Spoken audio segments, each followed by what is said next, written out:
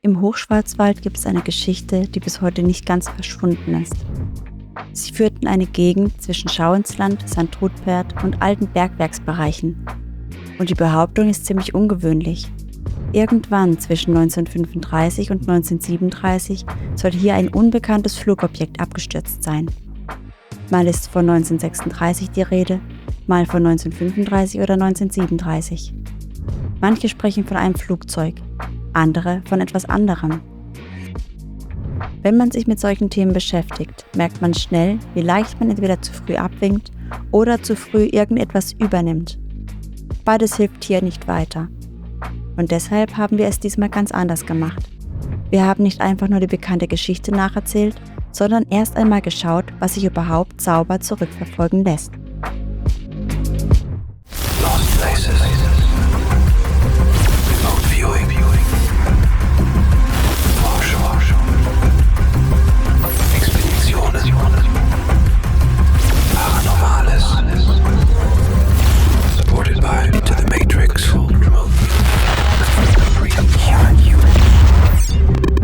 The True Human Show.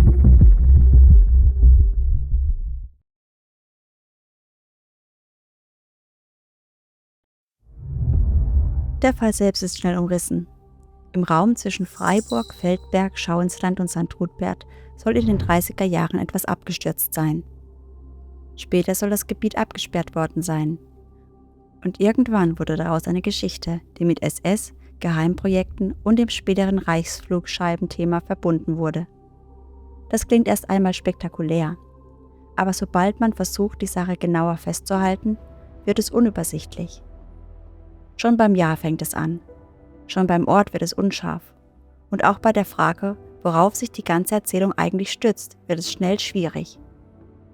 Denn man landet nicht zuerst bei einer klaren historischen Akte, auch nicht bei einer zeitgenössischen Meldung, die den Fall eindeutig dokumentiert. Man landet eher bei späteren Autoren und bei einer Geschichte, die über Jahre weitergetragen und ausgeschmückt wurde. Eine frühe bekannte Spur führt zu Jan van Helsing. Mit ihm konnten wir inzwischen selbst sprechen. Nach seiner Aussage war er der Erste, der das Thema aufgegriffen hat. Seine Informationen habe er damals von jemandem bekommen, der in entsprechenden Kreisen verkehrte und ihm von Aktivitäten am Schauinsland berichtet habe. Unter anderem im Zusammenhang mit Flugscheibentests und Abschussvorrichtungen. Mehr konnte er uns dazu nicht sagen. Das ist natürlich noch kein Beweis, aber es ist interessant, weil es zeigt, dass der Fall schon früh nicht einfach nur als Gerücht über einen Absturz auftauchte, sondern auch mit Testvorgängen und technischen Aktivitäten am Ort verbunden wurde. Später greift Dan Davis das Thema auf und macht daraus ein eigenes Kapitel in Der Tag, an dem die Welt erwachte, Band 2. Das Kapitel trägt den Titel 1936, der vertuschte UFO-Absturz im Schwarzwald. Schon der Einstieg ist aufschlussreich. Er beginnt nicht mit einer lokalen Quelle, keinem Archivfund und keinem Zeitungsartikel aus der Zeit. Stattdessen stellt er an den Anfang einen von ihm übersetzten Bericht, der ursprünglich nur in russischer Fassung vorgelegen haben soll. Dann wird er konkreter.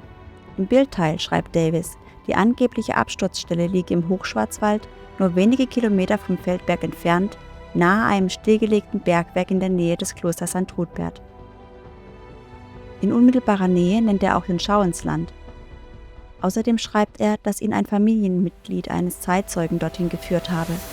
Filmmaterial habe er ebenfalls. Und genau da denkt man zuerst, jetzt wird es greifbar. Es gibt einen Ort, es gibt Bilder, es gibt Zeugenkontakte. Es gibt jemanden, der sich damit vor Ort beschäftigt hat. Aber dann kommt der Punkt, an dem die Sache wieder unsauber wird. Denn Davis schreibt selbst, dass die Aussagen zum Absturz und zum Absturzort auf angeblichen Augenzeugen beruhen und bis heute nicht eindeutig belegbar seien. Selbst beim Jahr bleibt es unscharf. Einige sprechen von 1936, andere von 1935. Manche hielten das Ganze eher für einen Flugzeugabsturz, andere eben nicht. Damit wird auch klar, wie man das Buch einordnen muss. Denn Davis ist wichtig, weil er den Fall gesammelt, ausgearbeitet und mit Orten, Namen und Bildern verbunden hat. Aber er liefert keinen klaren historischen Nachweis. Eher sieht man bei ihm, wie sehr diese Geschichte von späteren Aussagen und sicheren Erinnerungen und einer Erzählung lebt, die sich über längere Zeit aufgebaut hat. Wenn man die Quellen durchgeht, merkt man also ziemlich schnell, so eindeutig ist das alles nicht. Es gibt diese Geschichte, es gibt Orte, die immer wieder genannt werden, es gibt Autoren, die sie aufgenommen und weiter ausgebaut haben, aber es gibt keine klare Quelle, die das Ganze am Ende wirklich festmacht. Und an der Stelle haben wir uns gefragt, ob man noch auf einem anderen Weg an das Thema herankommt. Der Zufall spielte uns in die Hände und wir erhielten Informationen aus erster Hand.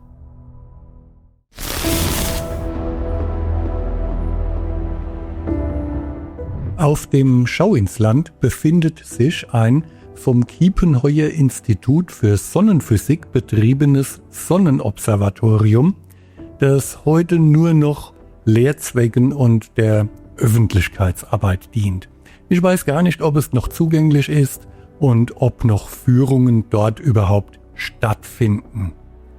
Das Observatorium wurde 1943 von der Luftwaffe des Dritten Reiches gegründet, um durch Beobachtung der Sonnenaktivität eine möglichst genaue Vorhersage der optimalen Frequenzen für den militärischen Funkverkehr zu ermöglichen.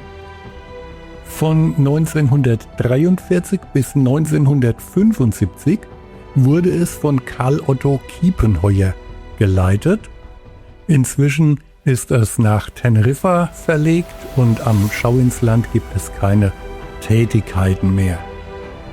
Das sind die Informationen, die man im Netz findet, aber wir haben noch ein paar mehr.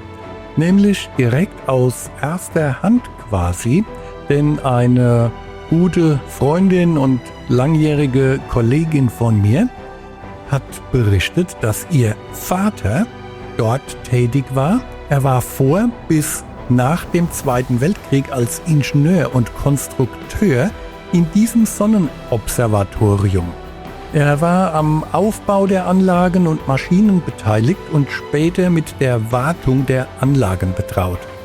Aber, was sie auch wusste, er muss schon vor 1943 dort tätig gewesen sein. Als junger Mann und als Ingenieur. Was vor 1943 dort geschehen ist, das konnte sie mir jedoch nicht sagen. Kiepenheuer war zunächst Assistent an der Sternwarte Göttingen und 1939 wurde er ziviler Mitarbeiter der Luftwaffe an der Erprobungsstelle Rechlin, um am Projekt der Vorhersage der optimalen Frequenzbänder für das Militär durch Beobachtung der Sonnenaktivität mitzuarbeiten. Aber was war nun dieses Erprobungszentrum Rechlin? Dort flossen seit 1933 enorme Geldmittel hin. Aus dem ganzen Reich wurden Techniker und Ingenieure nach Rechlin beordert. Seit 1935 war es eine Erprobungsstelle der Luftwaffe. Die Tätigkeiten waren Teil der amtlichen Überwachung und Ziel der Arbeit war, die Gebrauchsfähigkeit von Fluggeräten und Ausrüstungen festzustellen und zu testen. Und daneben wurden auch Prüfungen an neuen Flugzeugtypen und vermutlich auch Antriebstechniken vorgenommen. Die erforderlichen Gelder flossen, denn die Arbeiten und Forschungen dort sowohl in Rechlin als auch offenbar in dem Sonnenobservatorium hatten höchste Priorität und Dringlichkeit. Wenn man ein wenig googelt, dann stößt man darauf, dass in Rechlin auch an Flugscheiben, zumindest solchen mit konventionellem Antrieb, geforscht und getestet wurde. Bei der weiteren Suche stößt man dann auch auf den deutschen Ingenieur und Techniker Andreas Epp, der an der Entwicklung dieser Flugscheiben beteiligt war, und er berichtet in Interviews, die heute noch zu sehen sind, über seine Arbeit.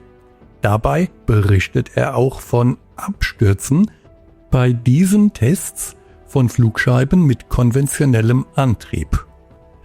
Da offenbar ein Zusammenhang zwischen der Erprobungsstelle Rechlin und dem Sonnenobservatorium bestand, ist es also nicht auszuschließen, dass eventuell dort am Schauinsland Tests mit Flugscheiben durchgeführt wurden.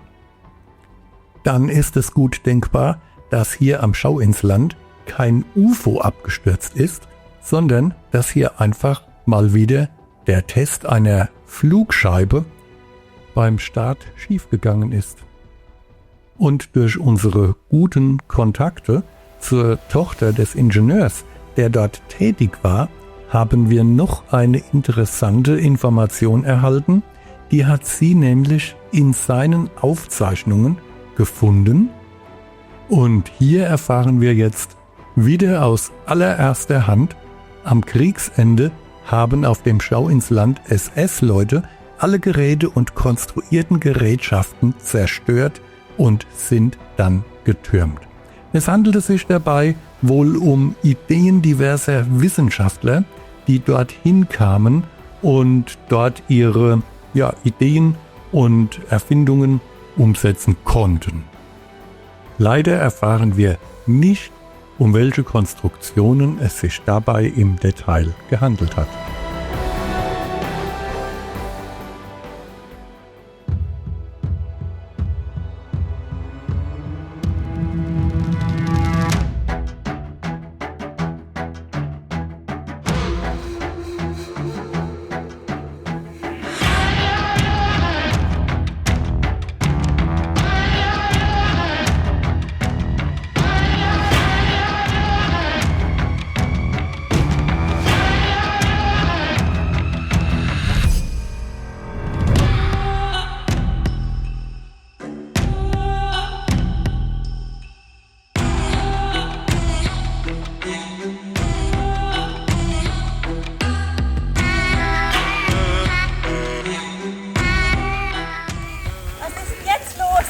Ja.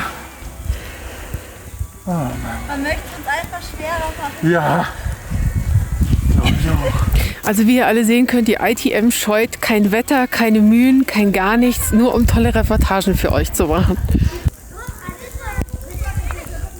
Filmst du? Hallo meine Lieben, heute melde ich mich von unserer Tour bezüglich des Project Rainbow zu Wort. Ich bin hier gerade auf dem Gipfel vom Schauinsland. Wir sind ein bisschen am Recherchieren und Messen.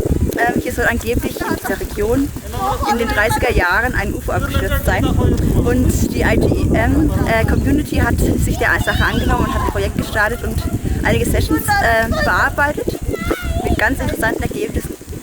Und für dieses Projekt habe ich einen ganz tollen Menschen gewonnen, der mit mir gekommen ist und gemeinsam mit mir in einem, keine Ahnung, Schneesturm im April den Schauinsland begangen hat. Das ist da drüben der Mann in Blau, der Werner Betz. Genau, wir sind im Moment gerade dabei, ein paar Messungen zu machen. Und schauen mal, was der Tag noch so bringt. Wir halten euch auf dem Laufenden. Bis dahin, macht's gut.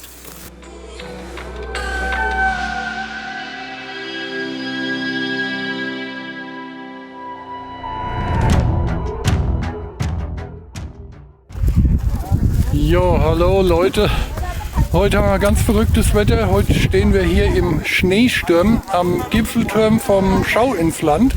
Eigentlich wollten wir hier verschiedene Messungen vornehmen und ein paar Recherchen machen zu der Geschichte, die da um 1936 hier bei den Bergen passiert sein soll. Aber das sieht im Moment ein wenig schlecht aus, vor allem mit den Messungen mit Notebook. Zumindest gibt es Hinweise darauf, dass hier unter den Hügeln Hohlräume sind. Wir hoffen, dass wir noch ein wenig weiter suchen können und ihr werdet das dann natürlich von mir hören. Bis dann!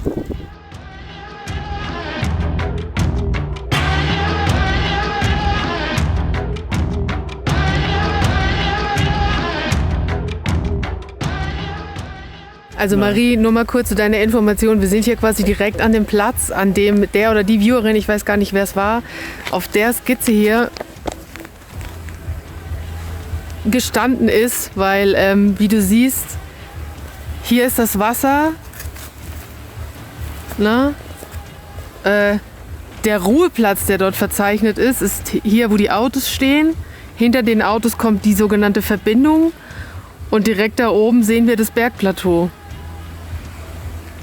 Und wir beide stehen quasi direkt an dem Platz, an dem der Viewer sich befunden hat. Das ist schon völlig irre. So, nun mal zu deiner Information.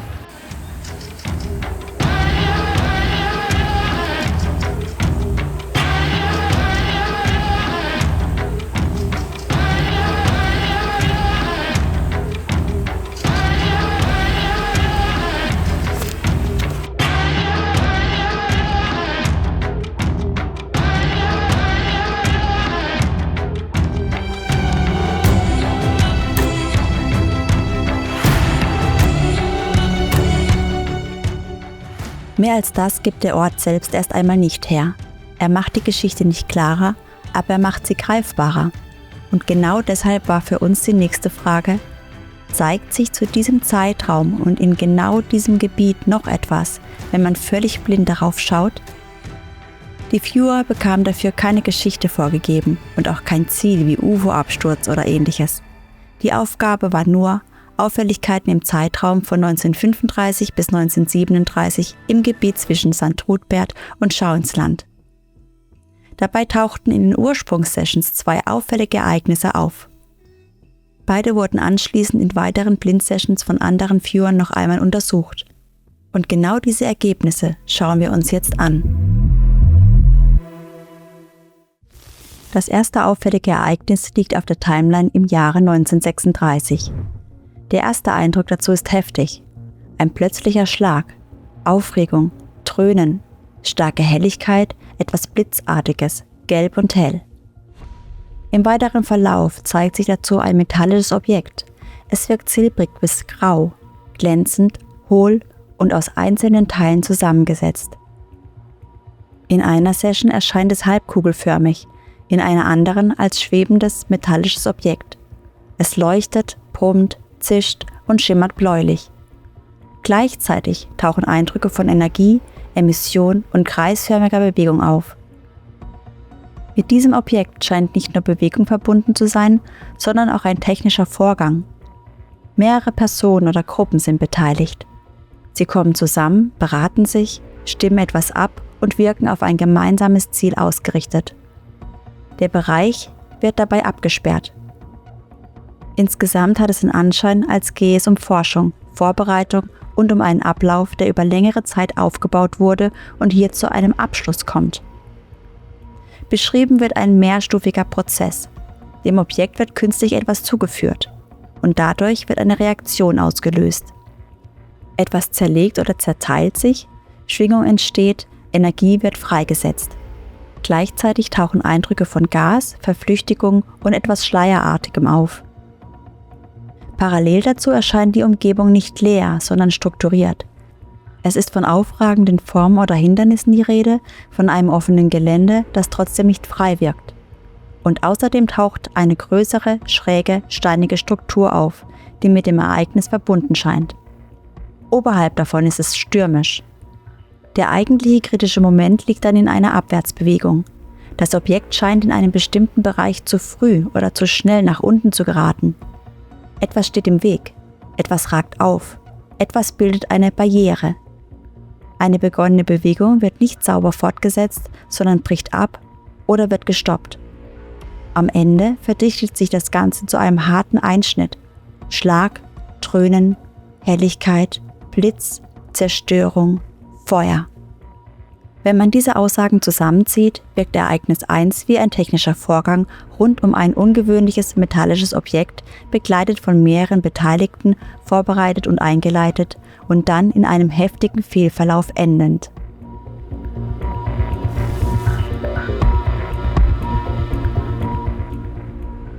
Das zweite auffällige Ereignis wird stärker und über den Ablauf und den Ort beschrieben. Am Anfang steht eine Situation zwischen Beteiligten. Jemand hantiert an etwas herum, hört nicht zu und lässt sich offenbar auch nichts sagen. Gleichzeitig versucht jemand anderes zu warnen und sich bemerkbar zu machen. Zwischen beiden scheint eine emotionale Verbindung zu bestehen. Es gibt also nicht nur einen technischen Vorgang, sondern auch einen persönlichen Spannungsmoment. Der Ort selbst erscheint erhöht und exponiert. Es wird eine Erhöhung beschrieben, darauf eine senkrechte Struktur. Und dazu kommen Eindrücke wie Hügel oder Antenne. Außerdem gibt es dort eine künstliche, harte, eckige Vorrichtung. An anderer Stelle wird diese Struktur als hohl, röhrig, am Boden verankert und nach oben gerichtet beschrieben. Dazu tauchen Assoziationen wie Hangar, Kanone oder Abschussvorrichtung auf. Die Struktur wirkt verglast, leuchtend, säulenartig und leicht gebogen. Das Geschehen spielt sich entlegen und hoch oben ab. Es ist windig, nass und kalt. Man befindet sich an einem Gefälle. Mehrere Personen sind beteiligt und kommen dort zusammen. Im Zentrum steht eine künstlich nach oben herbeigeführte Bewegung. Etwas wird nach oben gebracht, gehoben oder gestartet. Mit diesem Vorgang scheint eine Energie verbunden zu sein, möglicherweise auch eine beeinflusste und künstlich erzeugte Luftströmung. In einer gewissen Höhe kommt es dann zu einer Wendung und ab diesem Punkt geht die Bewegung nicht weiter kontrolliert, sondern von selbst wieder nach unten. Parallel dazu erscheinen mehrere Beteiligte. In einer Session sind es 3, in einer anderen 2. Einer scheint zu warnen, andere sind unsicher und gleichzeitig ist da der Eindruck, dass trotzdem gehandelt wird. Später wirkt eines der Lebewesen angeschlagen, während andere helfen wollen. Einer scheint in der Situation noch Überblick zu haben und zu koordinieren. Auch die Dynamik des Ereignisses ist deutlich. Es geht um Schnelligkeit, um das Erreichen eines Ziels, um ein Wagnis oder einen Versuch. Dann kippt das Ganze. Etwas fällt, stürzt, hebt vielleicht noch einmal an und scheitert erneut. Funken sprühen und der Vorgang ist heftig und schnell. Zusätzlich taucht die Wahrnehmung auf, dass hier zuvor etwas gelungen oder abgeschlossen wurde und es eine Zusage gab. Das passt zu dem Eindruck, dass es sich nicht um einen spontanen Vorfall handelt, sondern um einen vorbereiteten Vorgang, der nun durchgeführt wird. Wenn man die Aussagen zu Ereignis 2 zusammenzieht, dann entsteht das Bild eines Start- oder Hebevorgangs an einem erhöhten, windigen Ort mit technischer Vorrichtung, mehreren Beteiligten und einem anschließenden Fehlverlauf, bei dem etwas in der Höhe kippt und nach unten zurückfällt.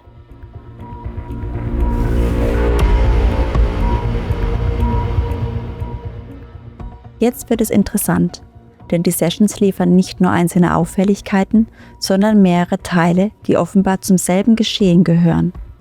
Wenn man diese Teile vorsichtig zusammenzieht, dann ergibt sich daraus ein möglicher Ablauf des Ereignisses am Schauinsland. Nach dem, was in den Sessions auftaucht, spricht einiges dafür, dass sich dort oben ein geplanter Vorgang abgespielt hat. Mehrere Menschen scheinen anwesend gewesen zu sein. Es wirkt so, als hätte man sich dort wegen eines bestimmten Vorhabens getroffen. Es gibt Hinweise auf Abstimmung, Vorbereitung und darauf, dass etwas durchgeführt werden soll. Im Zentrum steht ein Objekt. Es wird als metallisch, grau bis silbrig, glänzend und hohl beschrieben. In den Sessions wirkt es halbkugelförmig, aus Teilen zusammengesetzt und technisch gebaut. Es scheint sich also nicht um etwas Natürliches zu handeln, sondern um ein konstruiertes Objekt, mit dem gearbeitet wird. Dieses Objekt steht offenbar in einem technischen Zusammenhang. Es gibt Hinweise auf Energie, auf einen eingeleiteten Prozess und auf etwas, das zugeführt wird. Mehrfach tauchen Eindrücke wie Brummen, Zischen, Leuchten und etwas Gasförmiges auf. Das spricht dafür, dass hier ein Vorgang abläuft, der mit Technik, Aktivierung oder Test zusammenhängt. Auch der Ort selbst scheint Teil dieses Vorgangs zu sein. In den Sessions tauchen Strukturen auf, die senkrecht, röhrig oder fest verankert wirken. Und dazu kommen Eindrücke von einer Erhöhung, einem Gefälle und offenem Gelände. Das Ganze wirkt wie ein Ort, an dem etwas in Bewegung gesetzt oder gestartet werden soll. Dann beginnt die Bewegung. Etwas geht nach oben. Diese Bewegung wirkt nicht zufällig, sondern absichtlich herbeigeführt. Und für einen kurzen Moment scheint der Ablauf zu funktionieren. Danach kommt es zum Problem. Die Bewegung läuft nicht sauber weiter. Es gibt Hinweise darauf, dass etwas in eine falsche Bahn gerät oder zu früh nach unten kommt. Mehrfach ist von einem Hindernis, einer Barriere oder etwas Aufragendem die Rede. Offenbar gelingt es nicht, diesen Bereich sauber zu überwinden. Mindestens einer der Beteiligten scheint noch zu merken, dass etwas nicht stimmt. Es taucht der Eindruck von Warnung auf, aber der Vorgang läuft bereits. Und dann kommt der Moment, der in mehreren Sessions auftaucht. Ein Schlag, Dröhnen, Helligkeit, ein heller Blitz, Funken, Feuer. Ab diesem Punkt geht es nicht mehr um den ursprünglichen Ablauf, sondern um die Folgen. Es scheint Personen zu geben, die helfen oder reagieren wollen. Mindestens einer wirkt angeschlagen. Einer scheint in der Situation den meisten Überblick zu haben und versucht offenbar noch zu koordinieren. Danach bleibt der Eindruck, dass noch etwas gesichert oder geborgen werden soll. Es wirkt also nicht so, als sei mit dem Einschlag sofort alles vorbei gewesen. Wenn man die Session-Daten in dieser Form liest, dann sieht es eher nach einem missglückten technischen Vorgang aus, als nach etwas, das ohne Zusammenhang vom Himmel gefallen ist. Ein klares Ergebnis gibt es am Ende trotzdem nicht. Und vielleicht ist genau das Ehrlichste, was man zu diesem Fall sagen kann. Wir haben einen Ort, der seit Jahren mit dieser Geschichte verbunden wird. Wir haben frühe Hinweise von Jan van Helsing, der das Thema nach eigener Aussage als erster aufgegriffen hat und seine Informationen aus Kreisen bekam, in denen von Aktivitäten am Schauinsland von Flugscheibentests und Abschussvorrichtungen die Rede war. Wir haben spätere Autoren, die den Fall weitergetragen und ausgebaut haben. Und wir haben Session-Daten, die nicht nur auf einen unklaren Zwischenfall hindeuten, sondern eher auf einen technischen Vorgang, der schiefgegangen sein könnte. Für ein sauberes historisches Urteil reicht das alles nicht. Aber es reicht auch nicht, um den Fall einfach als erledigt abzuhaken. Zu vieles bleibt offen. Zu vieles wirkt auffällig. Und gerade in der Zusammenschau aus Ort, Überlieferung und Session-Daten entsteht eher der Eindruck eines unvollständigen, überlieferten Vorgangs als bloß der einer losen Ergänzung. Ob es sich am Ende um einen tatsächlichen Test, einen missglückten Startversuch, einen Absturz oder um etwas ganz anderes handelt, lässt sich damit nicht abschließend sagen. Aber der Fall wirkt damit weniger beliebig als zuvor.